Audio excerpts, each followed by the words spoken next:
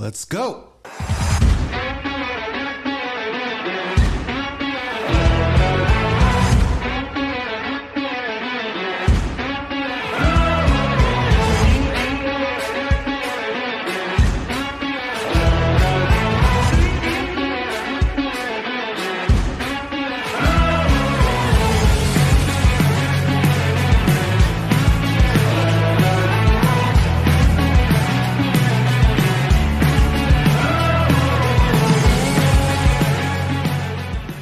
Welcome back to the Inside Lines, where we talk about politics and news affecting the lives of New Jerseyans. My name is George. And my name's Oscar. So, Oscar, always great to see you, buddy. A lot has happened this week.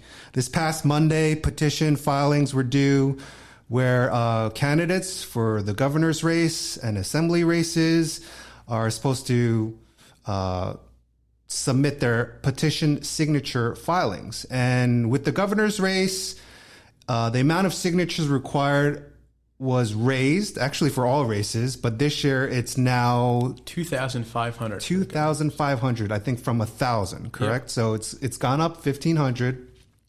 And for the assembly races, it used to be 100, and now it's 250. So, assembly races, 250 signatures is not that difficult. I mean, if you just go out and talk to people in your town, you should be able to get that. But 2,500, that's a substantial jump. Why are they doing that? Look, I think and I hate to say it, but I think the Democrats are looking to trim the herd. This was a Democrat-led bill, Democrat-sponsored bill. 2,500 is a much bigger number to reach 1,000. We saw candidates this time around who couldn't get to 2,000 and 500 that really probably could have gotten to 1,000 or close to. So it's kind of like they're trying to weed out the potential people now that we have a different ballot system, and we can pretty much say that conventions really don't matter. Anyone can submit, as long as they have the signatures, they can submit the forms, right? So making it a little difficult for the average Joe who wants to run for office to submit their signatures. Look, I think the role of conventions has changed, right? It used to be to award the line, which would essentially win you the primary in most cases. Yep. Now, with those taking kind of a backside, they make up the difference. They say, well, the organizations who win the convention will get the ability to get the people to sign. You get to 250 instead of 100, or 2,500 instead of 1,000. And I think it's a way to stay relevant for them. Sure. So, you know what? Let's jump right into it. Let's start with the Democrats first. We have 6 candidates, and I'll just read off the list here of who they are, how many signatures they have, how many signatures they submitted, and if they even have a slogan. So let's start with our favorite guy, Mayor Ras Baraka. He's a 54 years old. His number of signatures, 10,806. I think that was the most. Yes, that was the most by far with regards to signatures. He has a slogan, Reimagine New Jersey.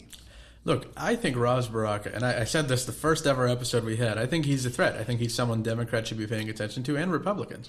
You think about, he's coming close in these conventions, in places where he had no reach before. 11,000 signatures. It's farther than any other candidate, I think, by a decent amount. Hey, we discussed this in the prior episodes where we showed the map, we showed the split, we showed where all the hot spots are with regards to the cities. In New Jersey, we got Newark, Camden, and that slice in between. I think I wouldn't discount him one bit. I mean, he's very charismatic when he talks. He's got presence.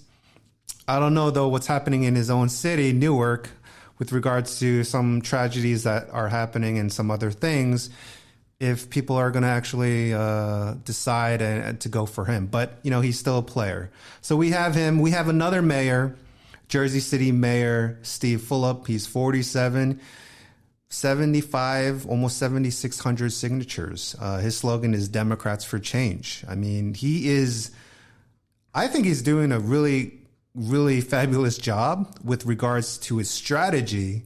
And we'll talk about this more maybe in some of the assembly races some of the assembly races, but he's a big player too. He's got experience as a mayor. He speaks very well. He's very intelligent, in my opinion. What do you think about Steve?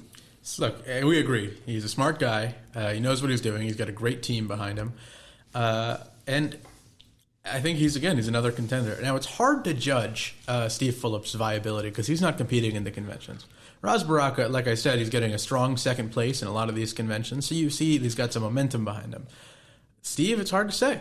I've seen polling that puts him high up there, but I don't know, ultimately. Without the traditional ways to judge a candidate, institutional support, I don't know where he's at. What do you think? What's the strategy, though, behind not participating in conventions? Because there are a lot of candidates this year who are using that same strategy. But you got Gottheimer, 49 years old. He's got 7,800 signatures. He doesn't have a slogan yet, but he's not participating in any of the conventions. He won Bergen by huge margin over, I think, second place was Mikey Sherrill. But that's a given. Bergen is his hometown. Why are they doing that? Look, I think it frees up manpower, it frees up resources. I think when you're not participating in a convention, you have the time to do other things, especially in the case of a candidate like Steve Fulop, who will not be winning any of the conventions, even if he was to compete. His whole thing is anti-convention, anti-internal politics. I think it would say a lot about him if he chose to compete, but I also don't think he would win. So his manpower is better spent in other places. Same thing with Gottheimer. I think Gottheimer competes in conventions where he thinks he has a shot. You know, he won Bergen. I'm from Bergen. I think anyone could have saw that coming. But I think you have to look at 7,800 signatures for Josh Gottheimer, a candidate who a lot of people have written off at this point. It's important to remember the winner of this primary is going to win by 20-25%, right? There's so many strong candidates in the field, you're not going to see a decisive victory. And Bergen County is 20% of the Democrat electorate. It's huge. It's huge. But then we have, Mikey Sherrill, 52 years old. She submitted almost 8,200 signatures. Doesn't have a slogan yet. In Bergen County, doesn't seem like to have any relevance, but outside Bergen County, in Essex, parts of even Hudson, I mean, even in South Jersey, she's getting some pretty good support. I don't know, man. I mean, it seems like she's like she's at the top of the group and everyone's trying to chase her. She's winning all the conventions. I mean, yeah, Fulop, Gottheimer, and some others aren't participating, but that sends a kind of strong message to, I think, the average Joe Schmo, the public, who doesn't really know who she is, but she's winning all the conventions. I think the average Joe Schmo, for the record, I don't think is looking at convention results. I think if I called up one of my friends right now who are Democrats and I said, well, who won the Hunterdon County Convention? Their first question is, where's Hunterdon County and what did they do at the convention? But it does give some sort of, some sort of like, hey, I won the convention, right? So like, oh yeah, the average Joe will be like, oh, well, she won. Well, then maybe I should vote for her, right? That's the reason why these candidates are participating and are trying to get the support and win the conventions, right? Yeah, I think a lot of it is institutional support. If you win the conventions up and down, you send a signal that I'm a reliable, decent candidate. I have the support of the institutions and I'm viable in a general election. For a candidate like Steve Fulop, his whole thing is rejecting the institution, so it would make sense for him not to participate. Again, 8,200 signatures, really a good amount, but not as far as a gap as I would expect to see between her and some of the lower candidates, and far below Ras Baraka. Well, look, far below Ras Baraka, I think Fulop, Gottheimer around the same. Mikey Sherrill's the same. We have former state Senate President Steve Sweeney, 65 years old, 7,400 signatures. He's got different slogans by different counties, so I don't know how that's going to work. But he's still in it. He's well known in South Jersey, but up here, I don't think anyone really knows him. Look, and again, if there's a bloodbath in North Jersey and Steve Sweeney quietly sweeps up the mess, he could very well be the nominee. Do you think so, though? I think every single one of these candidates has a path to victory. I think some of them are slimmer than others, some of them are wider than others, but I would warn the top candidates not to get complacent. That's complacency will kill any sort of candidacy. And wrapping up the Dems, we've got our good old friend, New Jersey Education Association President Sean Spiller, 49 years old, 8,300 signatures. But because well, he's not going to be able to participate in the debate, right? And that's I feel is going to hurt him a lot. Now, Sean Spillers is a unique case in recent memory for New Jersey politics. He has only about $60,000 raised of his own money, but a PAC supported by his PAC, the NJEA, has about $35 million. Now, this will get him far as ad buys, but he can't coordinate with the PAC, and it doesn't qualify him for matching funds. No matching funds, no debate. I think if I was Sean Spiller, I would have tried harder to get to the matching funds amount. I think it's going to be tough for him to win without access to the debates. I think he's last I don't place understand the take or the strategy behind this. I mean, yeah, you have a lot of money. Yeah, I see his ads on YouTube and, Sean Spiller, blah, blah, blah, but you're not going to be at the debate. You're not going to be able to voice. I mean, he speaks well. He's I think, pretty smart guy. But he's not going to be on stage. And I think to a lot of Democrat primary voters, when you're not on stage, you become irrelevant in some degree because you're not there in front of them. You're not going to be able to explain why you think a certain way or what your policy positions are to further educate your possible supporters and voters. I mean, I think this was a really bad play on his part and his. I don't think does he have a team too? I don't know that he does. And you could say that it was a bad play, but the reality might just be he can't raise the money on his own. He's relying on the NGA funds. Sean Spiller, I think he's an intelligent guy. He had an okay performance on the debate, but I don't see a path forward for him without some serious changes. And we'll see if he can make some in the coming weeks. I think it's kind of late. I think he's done. Because you got so many other strong players. Like if there weren't any strong players, maybe he'd have a chance, but I'm going to say he's out officially. My take on it. But let's move on to the Republicans. Now, the Republican side is a little more interesting. So we've got the candidates John Bramnick, Jack Ciattarelli, Bill Spadea, former Mayor Mario Kranjak. We had Ed Durr. So let's go through it. Well, let's start with Bramnick. 71 years old, about 3,200 signatures. What's your take on him? He made the ballot. Which wasn't a guarantee. It wasn't always a guarantee that he would make the ballot. I mean, if you compare the signatures, though, we got Jack Ciattarelli. He's at 5,500. We got Bill Spadea at 4,000.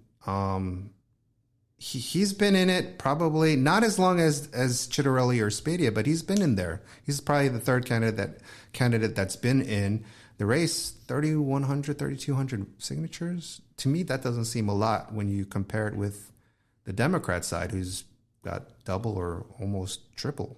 Well, I think it's important to remember the Democrats have more people in New Jersey by a factor of almost 1 million, and they're concentrated in these big urban cities. It's easy, especially, think Ras Baraka, mayor of Newark. I wonder how many of those signatures came out of his district. You think about John Bramnick, again, he's got a smaller, more suburban district, which actually is majority Democrat. And so it'll be tough for him to make up the ground. You look at someone like Bill Spadea, he's got a viewership, but I don't know that he has the experience to translate what he's doing into effective political campaigns. It's a staffing issue. Okay, so let's talk about Ciattarelli. He's former 2021 governor candidate. He won the primary that year. He's going again this year, 5,500 signatures. Pretty strong showing, I would say. Actually, the most signatures out of any of the Republican candidates this year for the primary. What's your take? Look, a lot of it is name ID. People know who Jack Ciattarelli is in a way that they don't necessarily know who the other candidates are. Also, he won most of the conventions. Again, and that makes your hubs, your county committees into signature farms where the endorsed candidate, we can get signatures out of them. And that's probably one of the benefits of still participating in the conventions, right? Because Spadea, not participating in any conventions. Even NJGOP had a summit last weekend, I believe, where all the other candidates participated. They were given maybe like an hour slot to kind of give a speech and to interact with the NJGOP. But Spadea, I don't think participated, right? He was a no-show. I mean, I understand why he's doing that, because he feels that the NJ GOP is maybe not relevant. But is that a smart thing to do? And I'm not a psychic. I don't know what goes on in the mind of Bill Spadea, but I can understand the logic. You know, you have a lot of trouble, I think, trying to carve out that outsider lane when you have no independent infrastructure. There are candidates, President Trump was an outsider in 2016, but he was able to build infrastructure all on his own. He had the money to spend. I think for a candidate like Bill Spadea, it may have been smarter to play the game. And again, hard to call yourself an insider or an outsider when you participate in conventions that you know you're going to win. Right. So here's another thing, and you brought up President Trump, right? Spadea is always out saying, I got Trump's support, I got Trump's support. He hasn't received an endorsement yet. This past week, actually, Ciattarelli met with Trump at Bedminster. They had some sort of conversation. The following day, there was a picture of Spadea meeting with Trump. No picture of Spadea meeting with Trump. Oh, no picture. So what is going on here? Because, I mean, Spadea, from what I've seen on the ads, is always a picture of him with Trump saying, I'm Trump. Then I see some videos of him a few years back saying Trump is horrible. Trump is not the president that I want. There's all this back and forth between the Ciattarelli camp and the Spadea camp and all the ads. Who really has Trump's support? Is Trump, do you think, going to endorse anyone for the New Jersey primary? And to be honest with you, George, I have no idea what Donald Trump is going to do. I don't think anyone does. I think the president has endorsed in races like this before. I think that any of the candidates would want his endorsement. And I look forward to seeing what he does. I can't say. I think it's going to be a tough decision. He's going to look at who's had his back, but also who is going to win the race. Nobody wants to back a loser. I know President Trump doesn't want to back a loser because it's the bad thing. It's the wrong thing for the country. It's the wrong thing for the state. I think it'll be really interesting to see. Whatever happens, I think it'll happen pretty soon. I am definitely looking forward to what happens, because if he does back Ciattarelli, that's a clear indication that Spadea was not really being truthful or to the public, I think, maybe, with regards to how he's talking. But then you got former Englewood Cliffs Mayor Mario Kranjak, who submitted just a wee over 2,500 signatures. So getting to that deadline, there was some news that he could probably add a couple hundred more signatures to the submission, because if he has one of the collectors actually register as a Republican. But there's chatter that he is the America First and New Jersey First candidate. But then Spadea is like, I'm the New Jersey First, or I'm the first candidate. Like, why? This is why there's so much division going on. What's the reasoning, though, behind all this division? Why is there so much division in the Republican Party, where in the Democrat Party, even there doesn't seem to be this sort of division? Can you explain that? I think we're the party of independent thinkers and free-minded people. And when you come to the Democrats, they do all their bickering behind closed doors, right? They act unified. But, I mean, you see just the other day, Steve Sweeney attacking Mikey Sherrill for receiving money from SpaceX, Elon Musk's company. They have their problems. They're more wary about airing it out in public. But I don't think that after the primary, they're going to kiss and make up. Okay. Gotcha. But let's look back in the Republican side. The Kranjak and Spadea thing is kind of interesting. It is. And, I've seen the same videos about Spadea. Staying fact-focused. I think that they both have reasons to say that they're the most pro-Trump candidate in the race. But I think really importantly, that matters. The New Jersey Republican electorate wants to know that their governor candidate will have their president's back. I mean, like you said, he submitted 2,500. I don't know. There is still some time. I think, is it today? Is today the date where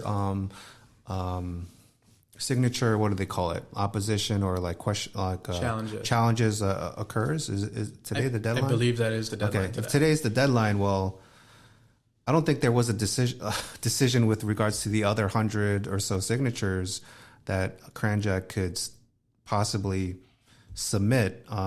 It's going to be pretty interesting how it turns out today and over the weekend, what happens. But let's not forget our friend Ed Durr, who did not submit. He actually dropped out. You forecasted it. I was on the boat with you saying he's not going to make it. He's saying that, what was his reason for dropping out? He said he did not want to divide the MAGA base and he didn't qualify for matching funding. Okay. He probably didn't get enough signatures, right? I think that's a fair assessment. Okay. So, and then there was this chatter on the Twitter sphere, X sphere, whatever, social media sphere that it was reported that like Durr was supporting Spadia, but then he said he wasn't, and he went to a Spadia function and said, so he is officially supporting Spadia. Is that correct? I don't have the latest on that. I know there was some discontent. The New Jersey Globe reported that he was backing Spadia, but I think some people in like you said, the X space, they're not super sure. Does it make sense for Durr to support Spadia? I think it does. I think that the kind of back and forth, if it stems from him, is a decision I don't understand. I think for Durr to remain politically relevant, it's important for him to stay as a surrogate for a campaign. Now, I think Durr has aims. I think he wants to continue a political career. I don't know what shape that's going to take. Maybe we'll see a challenge to Senator Cory Booker. Tough to say. Really tough to say. Look, he had a great debate performance. I think he held his own. I think a lot of people were not, they didn't expect that from him. So he kind of shined in that area. And I do believe that he's still thinking about politics. He still wants to be relevant. And joining the Spadia team may work, but I don't know. I really don't know. Sometimes when I'm up at night trying to go to sleep, but then my brain starts racing and I'm thinking about all these things, which I shouldn't probably be thinking about. It's kind of my limited brain power. But sometimes I just wonder why certain people support candidates. Like in my heart, like in my gut, not in my heart, in my gut, in my brain, I feel like Chitterelli is going to turn out the winner in the primary. It's either between him and Spadia. But I don't think Spadia has been performing well. And I see some of his ads, but he's not participating in the convention. He doesn't have a lot of really support in comparison with Chitterelli. And I think that's going to really affect him in the primary vote in June. But let's get to that one anomaly that submitted signatures. A fellow by the name of Justin Barbera. He's a contractor. No one knows who he is. He submitted 2,800 signatures. Who is this guy? Who is this guy, Oscar? The first time I saw it, I thought they spelled John Bramnick wrong. I don't have any idea who he is, but it's impressive to come out of the woodwork, a candidate that no one has heard of. Maybe I shouldn't assume, but that I have never heard of, we're hearing a lot of people ask, who is this guy? He came in and he filed more signatures. And, we'll see if he survives the challenge process, obviously. We'll see if anyone survives the challenge process, but I think people are saying his name, which might have been exactly what he wants. Well, he says he's been receiving warm welcomes. He admits that he's a long shot, but he's relatable to the people he speaks in front of. A lot of people are giving him love, so let's see what happens. I mean, he submitted technically more signatures than Kranjak, so who knows? Who knows what will happen? All right. So, in terms of the governor races, I think the Democrats, they have, they're solid in where they're at. The Republicans maybe a little less so, but we know who the front runners are in the Republican race. Just curious to see what the next debate performance is going to be like. Dems are not going to have Spiller there. Republicans aren't going to have They're not going to have this new gentleman, Justin Barbera, because he doesn't have matching funds, right? I think that's one of the criteria, Yes. right, with regards to the debate. We don't know if they'll have Kranjak either, because I don't know if Kranjak's qualified for That's matching right. funds. That's right. So it'll be kind of interesting how this shapes out over the next couple of weeks. Do we know when the next debate is going to be? I don't think it's been scheduled yet. Okay, gotcha. All right, so the governor races are done, but that doesn't mean we end here. We still need to talk about the assembly races. And I think for us, we're located in Bergen, so I think it just makes sense for us to talk about the Bergen races, just because, I mean, unless you're very familiar with other districts in New Jersey, I'm not. But if you want to maybe mention, is there anything that you want to talk about outside of Bergen that kind of caught your eye? I think, no, I think it's, you want to talk about assembly races. I think a lot of Steve Fulop's people made the ballot, and a lot of places it's going to play out interestingly all over the state. But Bergen County specifically, it is going to be a fight on the Democratic side. See, this is why I like Fulop. He's so smart in his like strategy, you know, like putting up he raised a bunch of money, so he's now able to, put up his own candidates on the ballot, and it gives the Democrats, the voters, a dilemma, right? Do they vote for the people who are incumbents who've been in there? Maybe they've been doing a good job, or maybe they haven't been. Versus like new people who they may have not heard of, yet they're being supported by a smart guy who has a lot of money. It's going to be a very interesting next couple of weeks, I think, with regards I think it's to important. Democrat primary. It's really important to remember how many people have heard of their state legislators, right? And I have, because we're into politics, we follow it. But it's important to note that a lot of these people, they don't necessarily know who represents them in the legislature. So if they see an ad or they see, it's really anyone's choice. I don't see how incumbency has a massive advantage. Right? Well, I'll be honest, some of these names I don't even know. So I'll be honest, I'm not as, well-versed as you are, but I'm learning. So let's start with the 36th legislative district, and that's Bergen County, but that also covers part of Passaic County. Okay, so we have the Democrats who've got Gary Scher and Clinton Calabrese. They've been there in office for a very long time. They've obviously submitted, they're working as a team, 656 signatures, so well above the 250 mark. They've got a lot of money. And do you think these Republican, on the Republican side, there's the battle, right? There's two teams. There's Musto and DiBiase. I hope I'm saying that if I'm correctly. If I'm not, I apologize. Petition signatures, 330. Not as much. And they're competing against the Auriemma twins, who we've heard before. They submitted more signatures, 395. What do you think? Who's going to win that battle? I think it's really tough to say. I know the organization-backed candidates, Musto and DiBiase, they have an advantage just being backed by the organization. But I think the Auriemma twins have a very compelling narrative. Their slogan is "Combat Veterans for You." I said it. I think if you looked at the Globe live stream, they mentioned it. It's interesting to see how that's going to play out. Without the line, I mean, it's anyone's game. They're both going to have to work really hard. This is their third try, I think. Is it third? At least their second, the Auriemma twins. I'm not sure. Yeah. Look, I think we can try to get some of them onto our show and just hear what they have to say and what they have to offer. But I think that's going to be an interesting race. Musto has served on a school board a number of times. He comes from a law enforcement background. DiBiase, I believe she's a councilwoman in Karlstad. And the Auriemma twins, I don't know if they've been on anything or were elected to any office. So maybe that experience will come into play in this race. We'll have to see. And hopefully we can bring them on. But let's go to the next 37th legislative district. And this is Bergen County. So this is a strong Democrat stronghold. You live in 37 district, so you know. Let's be honest, I don't think Republicans have a chance to win in this district.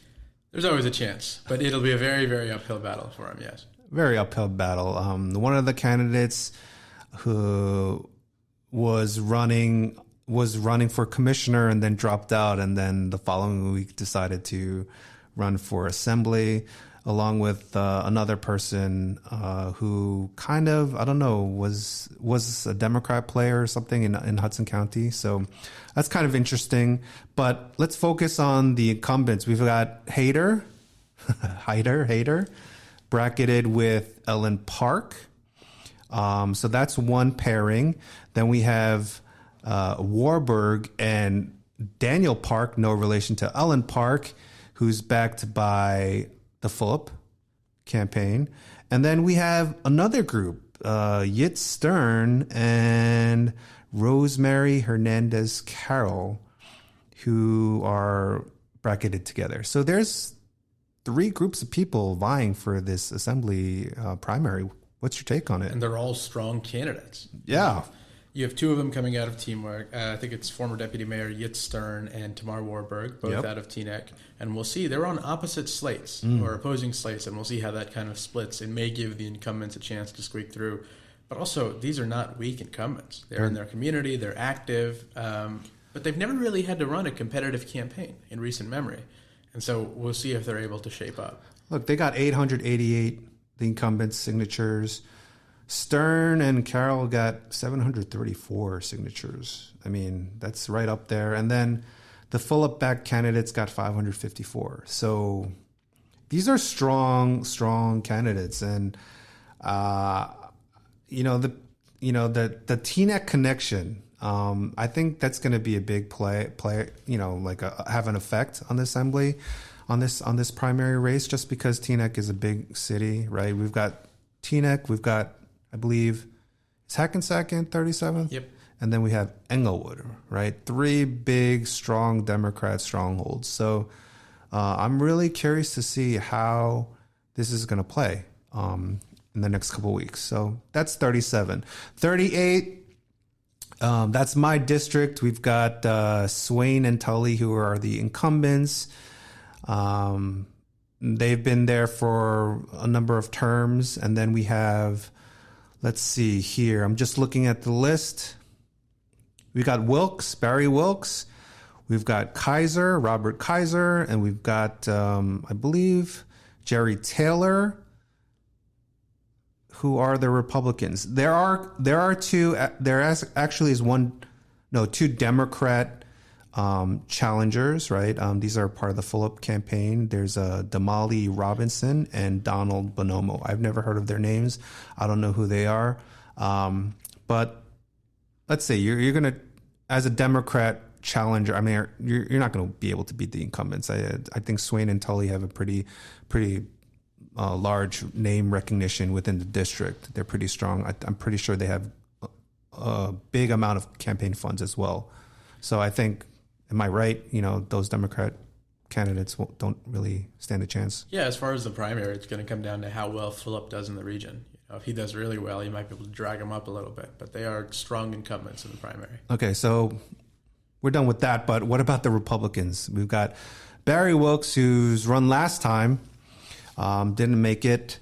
Got 479 signatures. We have Robert Kaiser, who is a Paramus councilman from my town, 415. And then we have Jerry Taylor from Saddlebrook. I think Jerry Taylor won. He ran maybe 2 or 3 terms ago. And he almost he got pretty close, I think. What's your take? Do you have a take on the 38? Well, the Paramus machine, as I'm sure you know, is very, very strong. They're very effective at churning out votes. I think that Kaiser's a strong candidate. I think Wilkes, he has business connections. He is a good pairing with an established councilman like Kaiser. I think that ticket, which is BCRO endorsed, is the strongest one that's going to come out of 38 of the declared. It'll be interesting. They are tough incumbents, but the district did go for President Trump by, I believe, 50 votes. Right? So it's winnable.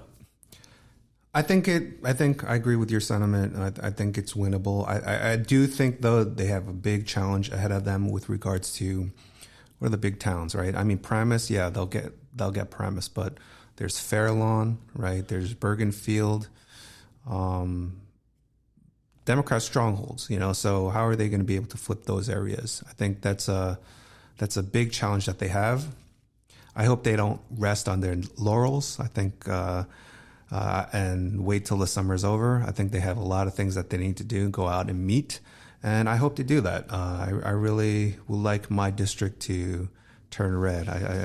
That would make me feel good and make me feel comfortable raising my family here at 38.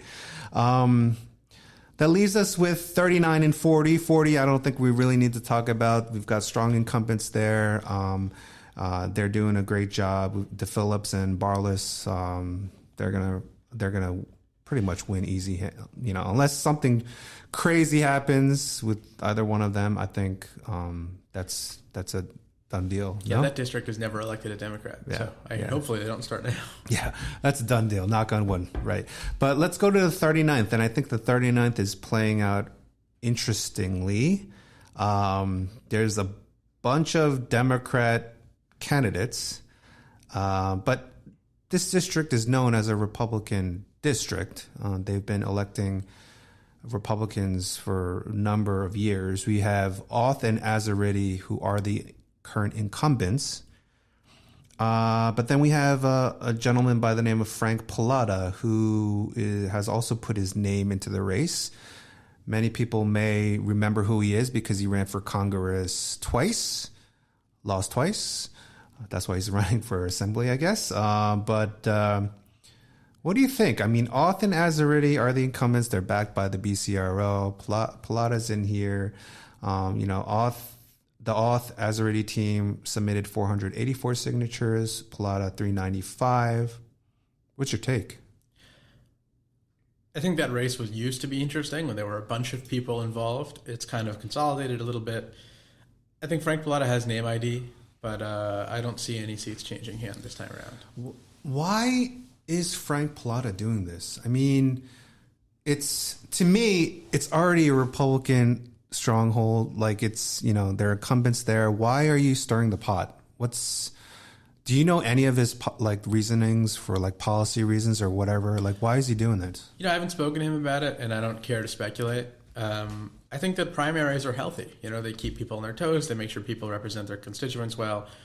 I don't know that this one's going anywhere. Again, I haven't looked at the numbers too closely, but I think every so often you shake an incumbent up, they do better when they're in office. Do you think, though, that this division could hurt the Republican Party by giving Democrats room to kind of come in and take advantage of this, this infighting? Depends on what the spend is. You don't ever want to spend too much money on a primary and leave yourself ill-equipped for a general. I think in a cycle like this, where optics are we're going to have a good year, it's okay. Generally speaking, I think these sorts of things should be resolved at conventions. I think open primaries, they're expensive. There's better solutions to airing out grievances. I'm not opposed to primary challenges. I just think that there's a time and a place. So wait, you just said something, conventions. Do you think conventions are relevant though now? Are they going to continue to be relevant, or is it not going to be relevant anymore? I think conventions have a new role now, and that's who's the party going to give the resources to. A lot of the time, these challenger legislative candidates, and Frank Pallotta may be the exception, he has self-funded before, they have access to resources and local door knockers and municipal chairs in a way that the challengers often don't if they don't win the line. But Frank Pallotta's beaten the line before. So again, definitely not something to not pay attention to. Do you think Azariti is in a little bit of, should be concerned a little bit because Pallotta has the name recognition, he's been around, he may be a stronger candidate than the freshman Azariti? They should both be concerned. I don't think the incumbent should take this race for granted at all. But I think just judging by performances in the district and kind of maybe it's just the feeling in my gut, I think they'll be all right this cycle. And I've been wrong before, and I may be wrong again. But Oscar, wrong? I'm not seeing enough out of the Pallotta campaign. Think differently at this point, but it's still very, very early. Well, look, we're at the end of March. April is just around the corner. April, May, 2 months and maybe a week, right?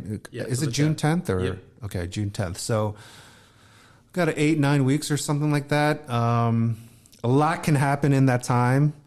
And we're just going to continue to be on it and continue to try to discover what's going on in these candidates' heads. Hopefully we can bring some of them on board and maybe we can interview them and ask them what they're really trying to do, why they're running.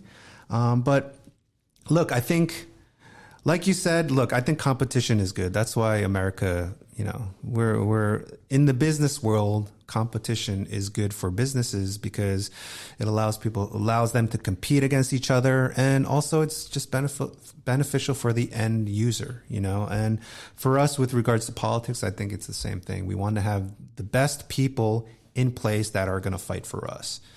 And I think we have a pretty decent selection with regards to who's available, who's made themselves available to be on the ticket for the primary race. I'm really interested to see what's going to happen though on June 10th, because like we discussed today, there are some strong candidates here, whether it's on the Democrat side or the Republican side, and it's going to make things really interesting for November. Any final takes that you have? I think it's going to be a really, really interesting year. Now, if you're looking for a year to get into New Jersey politics, this is the year, and the best way to get into New Jersey politics is by watching the Inside Lines.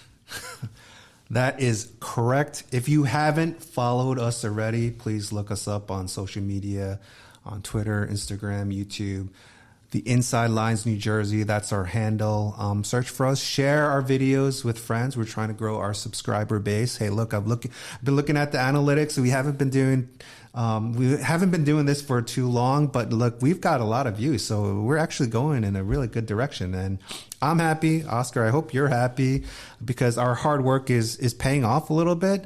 But we need your help. We need your support. We need your questions and your feedback. I've been responding to some comments. We've got some really great comments, some stupid comments, but comments are all good. And leave a comment. If you made it this far in the video, clearly you're interested in what we had to say. Leave a comment. Let's talk about it. Yeah, so thanks for watching for this week. We're going to try to keep pounding out more episodes to keep you guys involved and in the loop and to educate you. Hey, every week I'm learning myself. Oscar is teaching me.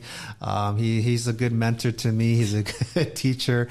And and hey, any word on the street though? That's one thing we forgot to talk about. Any sort of like news snippets or whatever word on the street that you can kind of talk about briefly?